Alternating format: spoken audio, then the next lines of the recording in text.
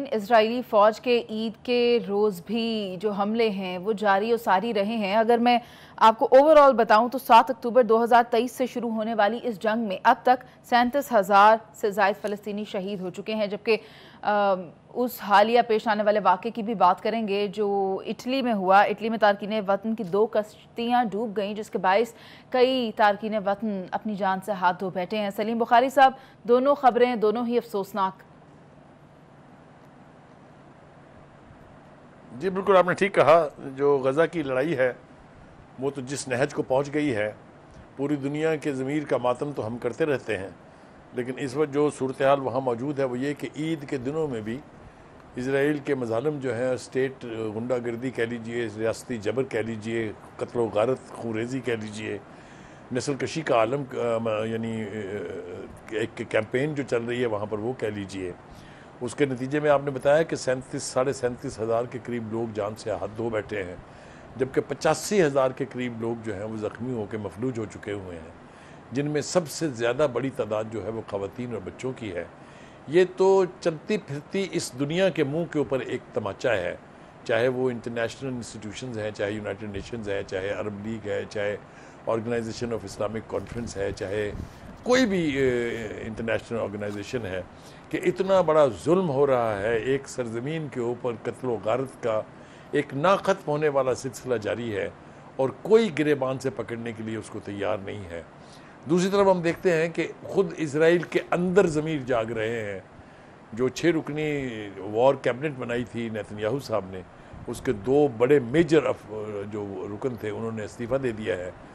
सारे मुल्क के अंदर एहतजाज हो रहे हैं नेतन्याहू और उसकी पॉलिसियों के खिलाफ। मुतालबा अब इसराइल के अंदर से हो रहा है, बाहर की दुनिया को खुदकुशी कर रहे हैं। तो ऐसी सूरत हाल में खामोशी इख्तियार किए रखना, अदारों का इनएक्टिव होना, जो उस खित्ते के ममालिक हैं, ख़ास तौर से जो रिसोर्सफुल मुल्क हैं, चाहे वो इस्लामी ममालिक हैं चाहे दीगर हैं, उन सब का इस बेहसी का जो रोज़ा रखा हुआ है उन्होंने, जो खामोशी इख्तियार की हुई है, जो चुप का रोज़ा है, इसको अब तोड़ना पड़ेगा। आवाज़ें उठनी शुरू हो गई हैं। नेतन्याहू को ये अच्छी तरह से पता है कि यूरोप जो उनके रवायती और ट्रेडिशनल फॉर डेकेड्स उनके सपोर्टर थे, उनमें से मेजर ममालिक जो हैं वो अब फ़लस्तीन की रियासत को तस्लीम करने के अमल से गुजर रहे हैं। उसमें चाहे स्पेन है, चाहे आयरलैंड है, अभी आपने देखा हाल ही में जो कुछ हुआ। तो आवाज़ें तो उठ रही हैं, लेकिन वो कहते हैं कि वो इंसाफ क्या इंसाफ है जो वक्त पर ना किया जाए, ताख़ीर होती जा रही है। लेकिन जो ऑब्जेक्टिव नेतन्याहू वहाँ हासिल करना चाहते थे वो उसके कहीं करीब भी नहीं है। आज भी फ़लस्तीन की उस उजड़ी हुई सरजमीन पर हमास भी एक हकीकत है और लिबनान में बैठी जो हिजबुल्लाह है वो भी एक हकीकत है।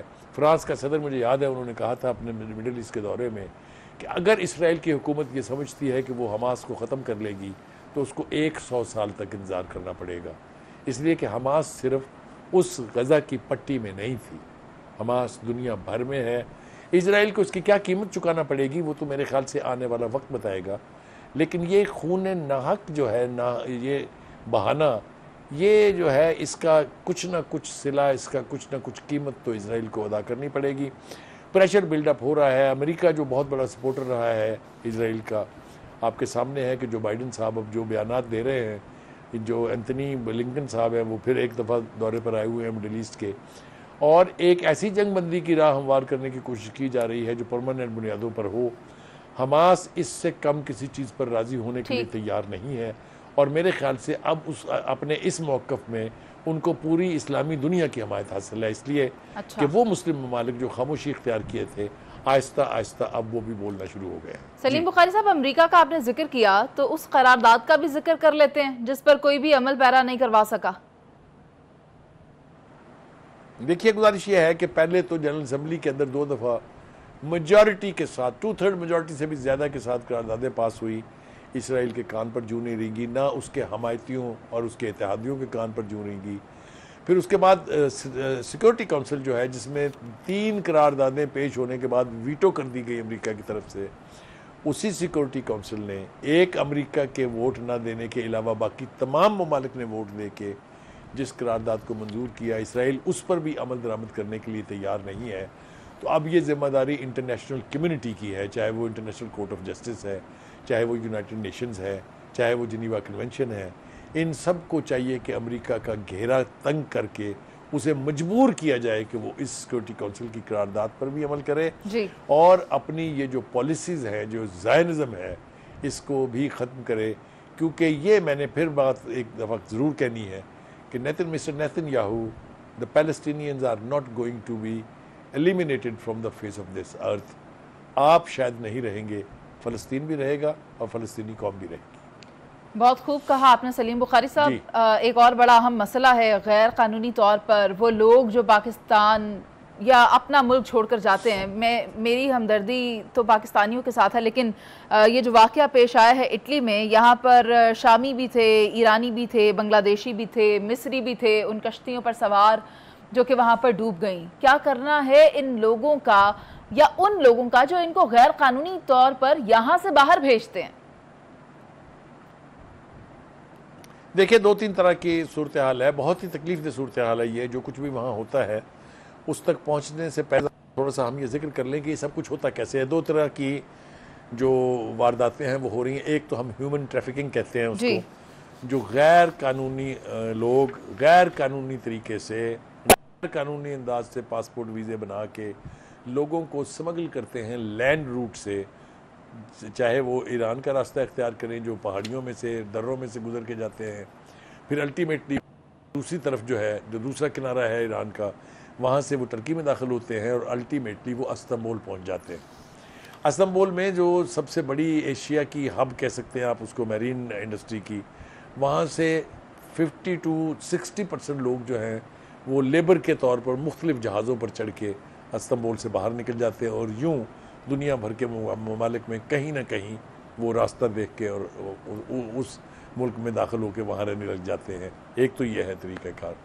दूसरा, हमारे यहाँ जो एजेंट्स हैं जिनके पास लाइसेंसेस हैं, बाहर जो जॉब ढूंढने के लिए लोगों को लेके जाते हैं, उसमें भी बहुत बड़ी दो नंबरी है। उसमें भी इसी तरह के वाक़यात पेश आते हैं। जो ये वाक़या जिसका आपने जिक्र किया है, ये अपनी नौयत का पहला वाक़या नहीं है।